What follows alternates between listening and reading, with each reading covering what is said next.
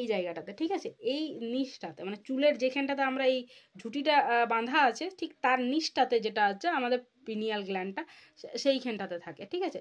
তো সেই জায়গাতে সাধারণত এটা মনে করা হয় যে আগেকার দিনে যে টিকি রাখা হতো, টিকি রাখার পেছনে যেটা কাজ, মানে আমরা যেটা পড়াচ্ছি সেটা হচ্ছে পিনিয়াল গ্ল্যান্ড। পিনিয়াল গ্ল্যান্ডটা খুব গুরুত্বপূর্ণ, এবং এইটা কেন গুরুত্বপূর্ণ তার কি কারণ, কেন কি আমরা এতক্ষণ ধরে জানি যে আমাদের থ্যালামাস খুব গুরুত্বপূর্ণ, ঠিক আছে। থ্যালামাস এই জন্যে, মানে থ্যালামাসের অ্যাকচুয়ালি থ্যালামাস না, হাইপোথ্যালামাস গুরুত্বপূর্ণ, ঠিক আছে। হাইপোথ্যালামাস গুরুত্বপূর্ণ, আর কে গুরুত্বপূর্ণ, আর হচ্ছে পিটুইটারি, পিটুইটারি গ্ল্যান্ড, ঠিক আছে।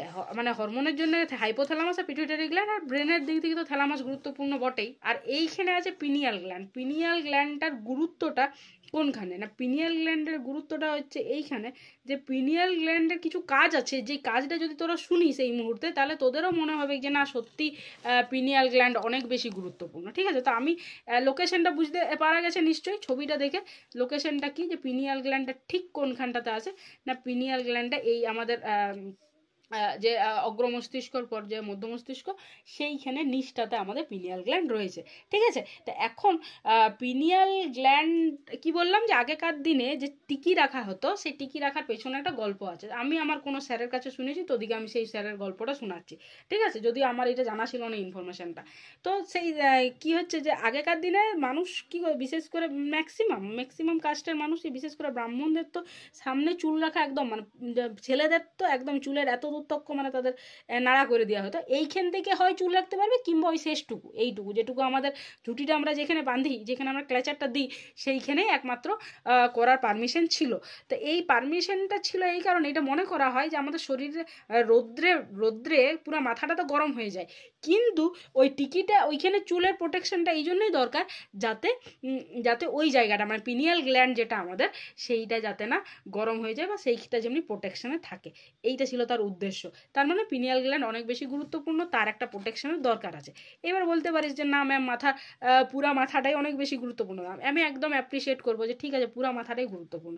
চুল তো ওই জন্যেই যে আমাদের শরীরে এবং মাথায় শরীরের বিভিন্ন জায়গায় হেয়ার গ্রোথ হয়েছে আমাদের প্রোটেকশনের জন্যেই। ওই জন্য আগেকার দিনে বন মানুষ যারা ছিল, যারা কাপড় যারা সাধারণত কোনো বস্ত্র ব্যবহার করতো না, তাদের কিন্তু উদ্দেশ্যই ছিল নিজেকে প্রোটেকশন দেওয়া, আর কিছু না, ঠিক আছে। তো সেই জায়গায় দাঁড়ায় আমরা এই এই কথাটা বলতেই পারি যে চুল বা হেয়ার গ্রোথ যেটা সেটা আমাদের স্বাভাবিক, যদি যেটা ন্যাচারালি যেটা রয়েছে সেইটা যদি থাকে সেইটাই ভালো, ঠিক আছে। চল তাহলে এইবারে কিন্তু ওই যে বললাম যে মানে নানান রীতিনীতি মানার পরও আমরা কিন্তু সায়েন্টিফিক জিনিসটাকে কোনো রকমে আমাদের মানে যে রুলস দীর্ঘদিন ধরে চলে এসছে, ঠিক আছে, সেই রুলসের সাথে কিন্তু সায়েন্সটাকে ম্যাচ করে যায় প্রত্যেকটা জায়গায়। যতবার আমরা দেখি সায়েন্সের অ্যাপ্লিকেশন, সেখানে কিন্তু সায়েন্স জিতে যায়, বা সায়েন্স সমানভাবে মানে এগানোর একটা রাস্তা থাকে, ঠিক আছে, সায়েন্সকে কেউ নামাই দিতে পারবে না কোনো মতে। তো এইটা হচ্ছে গল্প। এইবারে তাহলে কেন এত বেশি গুরুত্বপূর্ণ, কেন আমি এতক্ষণ ধরে এই একটা ছোট্ট ব্যাপার নিয়ে আলোচনা করছি, না এই পিনিয়াল গ্ল্যান্ড প্রচুর প্রচুর ইম্পর্টেন্ট এই জন্য, কেন পিনিয়াল গ্ল্যান্ড থেকে, ঠিক আছে, পিনিয়াল গ্ল্যান্ড থেকে এই পিনিয়াল গ্ল্যান্ড থেকে একটা হরমোন সিক্রেট হয়। আমরা এনসিইআরটি ফলো করছি, ওই জন্য পিনিয়াল গ্ল্যান্ড থেকে একটা হরমোন সিক্রেট হয় যেটার নাম হচ্ছে মেলাটোনিন হরমোন। কেমন হরমোন সিক্রেট হচ্ছে? Melatonin hormone. এই মেলাটোনিন হরমোন, ঠিক আছে, এই মেলাটোনিন হরমোনের যে বেসিক যে গুরুত্ব, ঠিক আছে, সবাই শুনবি, মানে অনেক হরমোন অনেক রকম কাজ করে দিচ্ছে আমাদের শরীরে, সব হরমোনই ভালো, কিন্তু এইটাকে এত গুরুত্ব দিচ্ছি এই কারণেই, এই হরমোনটার এত গুরুত্ব এই কারণে না, এই হরমোনটা একটা দারুণ কাজ করে কি না, আমাদের 24 ঘন্টা একটা হিউম্যান বিংস 24 ঘন্টায় যা যা কাজ করে, 24 ঘন্টায় যা যা করে, এই 24 ঘন্টার কাজটাকে নিয়ন্ত্রণ করে, ঠিক আছে, আমাদের সারা দিনের কাজ, ঠিক আছে, কাজকে নিয়ন্ত্রণ করে, ঠিক আছে। তাহলে আমাদের হোল ডে যেটা, সেটা তার মানে কি, তার মানে ধর আমার সারা দিনটাকে যদি আমি সাইকেল বলি, সারা দিনে ধর সকাল 6টায় উঠছিস 9টার সময় ব্রেকফাস্ট করছিস, তারপর ধর 11টার সময় তুই 9টার সময় ব্রেকফাস্ট করার পর 11টা অবধি পড়াশোনা করছিস, ঠিক আছে, 11টা স্নান করছিস, 12টা 1টা তোকে আবার পড়াশোনা করছিস, তারপর ধর 1টা 1:30 থেকে 2টার মধ্যে, ঠিক আছে, 2 PM তক তোর খাওয়া দাওয়া হয়ে যাচ্ছে, আবার 3টা তক রেস্ট নিলি, 3টার সময় আবার পড়তে বসছিস, আবার 3টার পর ধর 6টাতে আবার একবার 4টার সময় রেস্ট নিবি, 3টার সময় পড়তে বসে একবার 5টার সময় রেস্ট নিতেই হবে, বা একটু বেরালি ঘুরলি, ঠিক আছে, তারপর আবার 7টার সময় পড়তে বসলি, আবার 9টা কি 7টা থেকে 9টা, তারপর আবার খাওয়া দাওয়ার পর আবার 11টার সময় ধর তুই এবারে 11টা অবধি পড়াশোনা করার পর আমি 11টা 12টার সময় বলছি তোর মানে ঘুমের এবারে প্রয়োজন আছে, ঘুমাতে যাবি, ঠিক আছে, সেই মুহূর্তে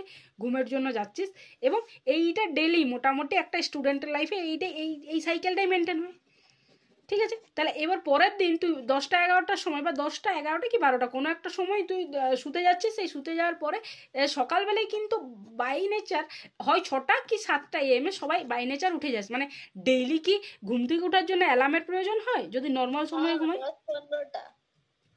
হ্যাঁ 10-15টা, কাল রাতে 10-15টা অ্যালার্ম দিয়েছিলাম, আজ তাও দেরি করে উঠেছি।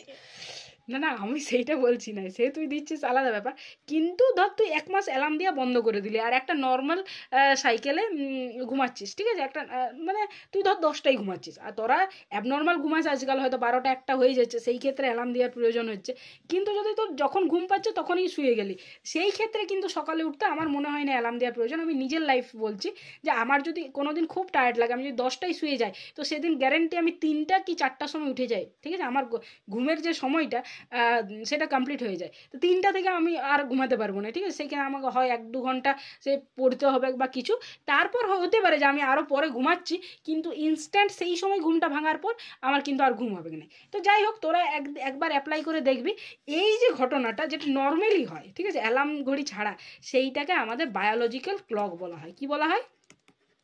Biological clock.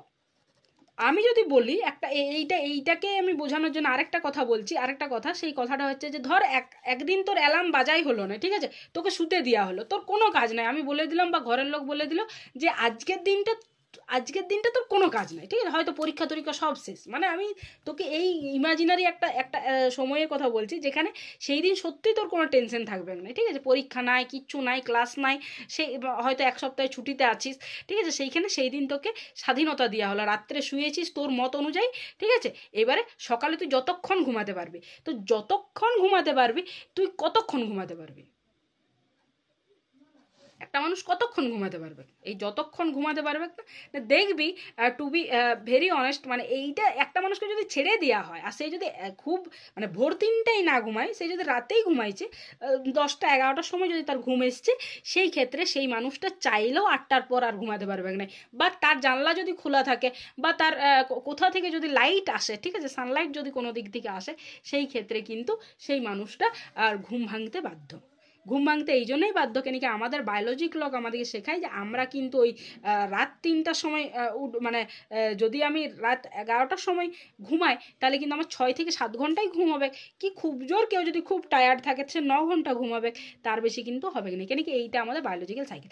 এইবারে কিছু মানুষ, এটা ঘটনা যে কিছু একজন, আমি এক্স সিঙ্গারের কথা বলছি, ঠিক আছে, সে একদিন একটা ইন্টারভিউতে বলছে, ঠিক আছে, তার নাম হানি সিং, ঠিক আছে, সে বলছে যে আমি দিনের বেলায় ঘুমাই, রাতের বেলায় কাজ করি, তো সে তার বায়োলজিক্যাল ক্লকটাকে সে দীর্ঘদিন ধরে চেঞ্জ করেছে, ঠিক আছে, তার আমাদের নর্মাল বায়োলজি ক্লক আলাদা, আবার আমরা ভৌগোলিক মানে পরিবেশ যত চেঞ্জ হবে তত আমার বায়োলজি ক্লক চেঞ্জ হবে, ঠিক আছে, আবার পার্সন টু পার্সন এবং তার ওয়ার্কের উপর ডিপেন্ড করে। কিছু মানুষের মানে সকালবেলায় অফিস যাওয়ার জন্য তাদেরকে কি করতে হয়, তাদেরকে ট্রেন ধরতে হয়, তারা হয়তো ভোর 4টায় বেরোয়, ঠিক আছে, ভোর 4টায় বেরোয়, তো তার বায়োলজিক্যাল আলাদা, সে রাত 8টা 9টার সময় সে তার ঘুম আসতে বাধ্য, বা সে হয়তো ঘুমানোর সময়টা কম, কিন্তু সে সেই রিদমে চলছে দীর্ঘদিন ধরে। এই যে দারুণ রিদম আমাদের শরীরের এই রিদমটা কে হ্যান্ডেল করে? মেলাটোনিন হরমোন হ্যান্ডেল করে। তাহলে এই এত বড় যে গল্পটা এতক্ষণ ধরে শোনাচ্ছিলাম, সেই পুরা ঘটনাটা আমার শরীরটা আজকে যে আমি এই মুহূর্তে তোদের এই দীর্ঘদিন ধরে তোদের যে 3টার সময় ক্লাস থাকতো, ঠিক আছে, সেই ক্লাসটাকে কন্টিনিউ করার জন্য আমাকে কে হেল্প করেছে? মেলাটোনিন হরমোন হেল্প করেছে। সকালবেলায় যে আমি ঘুম থেকে উঠছি সেটা আমাকে কে হেল্প করছে? কেন কি এইটা আমার বায়োলজিক্যাল সাইকেলের মধ্যে। অনেক সময় আমাদের খিদা পাচ্ছে, ঘুম পাচ্ছে, এই সমস্ত কিছু আমাদের বায়োলজিক্যাল সাইকেলের মধ্যে পড়ছে, যেটাকে আমরা বায়োলজিক্যাল ক্লকও বলি, ঠিক আছে। তখন এইটা কে হ্যান্ডেল করছে? না আমার মেলাটোনিন হরমোন এইটাকে আমার হ্যান্ডেল করছে। এইবারে আরও বিশেষ করে যদি মেলাটোনিনকে আমরা খুব ভালোভাবে এনসিইআরটি অনুযায়ী যদি সেইটাকে শুনতে চাই, তাহলে মেলাটোনিন আরও ভালো করে যেটার জন্য দায়ী বা যেটাতে হেল্প করে সেটা হচ্ছে স্লিপ ওয়েক সাইকেল। কি বলে আমরা খুব ভালো করে বলতে পারি, এটা স্লিপ ওয়েক সাইকেল, যা বাংলাতে যেটাকে বলা হয় নিদ্রা জাগরণ চক্রকে নিয়ন্ত্রণ করে, ঠিক আছে। এইটাকে তাহলে শুধু কি এইটাই যে বায়োলজিক্যাল সাইকেল বা এই নিদ্রা জাগরণ চক্র বা স্লিপ ওয়েক সাইকেল এইটাই নিয়ন্ত্রণ করছে? না, আর কিছু না, অনেক কিছু করে। আমাদের শরীরে যা কিছু চক্র, যা কিছু সাইকেলিক ওয়েতে হয় সেইটা মেলানো, সেইটা কি না এই পিনিয়াল গ্ল্যান্ড থেকে নির্গত মেলাটোনিন, হ্যাঁ বারবার মেলাটোনিন হরমোনের দ্বারা হচ্ছে কি আমাদের দেহের তাপমাত্রা নিয়ন্ত্রণ করে, temperature of our body, temperature maintained by melatonin, ঠিক আছে। আরও আর কি হয় না, এই যে মেনস্ট্রুয়াল সাইকেল, ঠিক আছে, মেনস্ট্রুয়াল সাইকেল বা রজস্রাব, ঠিক আছে, মেনস্ট্রুয়াল সাইকেল এইটা ম্যানেজ করে, মেলাটোনিন হেল্প করে এইটা ম্যানেজ করতে, ঠিক আছে। আর কি না এই যে আমাদের ডাইজেস্ট হয়, ঠিক আছে, ডাইজেস্টিভ সিস্টেমে ডাইজেশনটা কিন্তু রেগুলার কাজ, ডাইজেস্টিভ সিস্টেমে ডাইজেশনটা কিন্তু রেগুলার কাজ।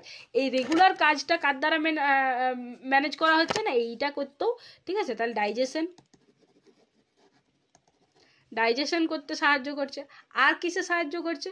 বলছে যে পাশাপাশি আমাদের বিভিন্ন রকম আরও যা কিছু সাইকেলিক ব্যাপার আমাদের শরীরের মধ্যে চলছে তার সমস্ত কিছু কিন্তু এই মেলাটোনিন হেল্প করে। আবার কি হয়, মেলাটোনিন আমাদের মেলানিন সিক্রেটেও অনেক সময় সাহায্য করে। তখন সেটা কি করে? সেটা আমাদের বডি কালার, ঠিক আছে, বডি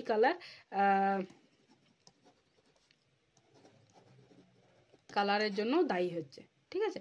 তো এইটা হলো এতক্ষণ ধরে আমরা যেটা মেজর যেটা পড়লাম সেইটা হচ্ছে আমরা পিনিয়াল গ্ল্যান্ড পড়ার চেষ্টা করছিলাম। পিনিয়াল গ্ল্যান্ডের মধ্যে আমরা একটাই মেজর হরমোন পড়ার চেষ্টা করছিলাম, ঠিক আছে।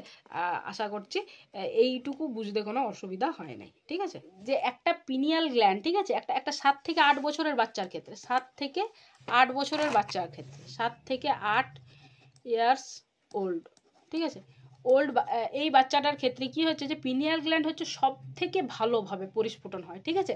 তার যে পরিস্ফুটনটা হচ্ছে, ঠিক আছে, শুরু করে মানে কি বলছি, মানে 7 থেকে 8 বছর যখন বয়স, মানে ওই বয়সটা ভাব, একটা শিশুর কিন্তু সব থেকে অ্যাক্টিভিটি, মানে সব থেকে বেশি অ্যাক্টিভিটি থাকে এই বয়সে, ঠিক আছে। তাহলে সেই সময়টাতে যে পিনিয়াল গ্ল্যান্ডটা আমাদের, ঠিক আছে, পিনিয়াল গ্ল্যান্ডের সব থেকে বেশি অ্যাক্টিভ থাকে, অ্যাক্টিভ মোস্ট, সব থেকে বেশি অ্যাক্টিভ থাকে। সেই একই জিনিস একটা মানুষের ক্ষেত্রে যখন 35 to 40 ইয়ার্স ওল্ড হয়ে যায়, ঠিক আছে, তখন এই আস্তে আস্তে এই পিনিয়াল গ্ল্যান্ড যেটা সেটা আস্তে আস্তে ডিস্ট্রয় হতে শুরু করে, ঠিক আছে। তো পিনিয়াল গ্ল্যান্ডের ক্ষেত্রে আমরা এই ইনফরমেশনটা কি জানতে পারছি যে আমাদের যে যখনই বয়স হয়ে যায় তখন কিন্তু পিনিয়াল গ্ল্যান্ডের অ্যাক্টিভিটিটা আস্তে আস্তে কম হতে শুরু করে। তো যখনই অ্যাক্টিভিটি বুঝতেই পারছিস, তার মানে কি আমাদের বায়োলজিক্যাল সাইকেলটা অত ভালোভাবে দেখবি একটা ছোট বাচ্চা এই যে 7 থেকে 8 বছরের বাচ্চাদের তুই তারা ড্যান্স ক্লাস করছে, তারা ড্রয়িং ক্লাস করছে, তারা আবার নাচের ক্লাসও করছে, মানে গানের ক্লাসও করছে, তার সাথে আরও মানে কেউ ক্যারাটে করছে, কেউ আরও অন্য কিছু যোগা ক্লাস করছে, সমস্ত কিছু, এবং সমস্ত কিছু তাদের কাছে পড়াশোনাও করছে এবং অ্যারেঞ্জড প্রপার ওয়েতে তারা করছে সমস্ত কিছু।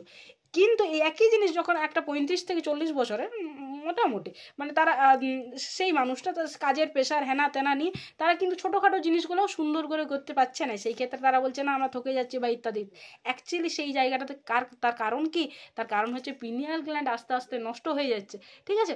নষ্ট হয়ে যাচ্ছে তো আমাদের যে মেলাটোনিন যে হরমোন, ঠিক আছে, মেলাটোনিন যে হরমোন, সেই হরমোন তার কাজ তার সিক্রেশন কম হয়ে যাবে। আর আমরা তো জানি যে আমাদের বায়োলজি ক্লক, আমাদের এই অ্যারেঞ্জমেন্ট মেনটেনেন্স সমস্ত কিছু যে ম্যানেজ করছে সে হচ্ছে আমাদের মেলাটোনিন হরমোন, সেই জিনিসটা আস্তে আস্তে কম হয়ে যাচ্ছে, ঠিক আছে। তা এর ফলে কিন্তু অন্যান্য সমস্যা দেবে।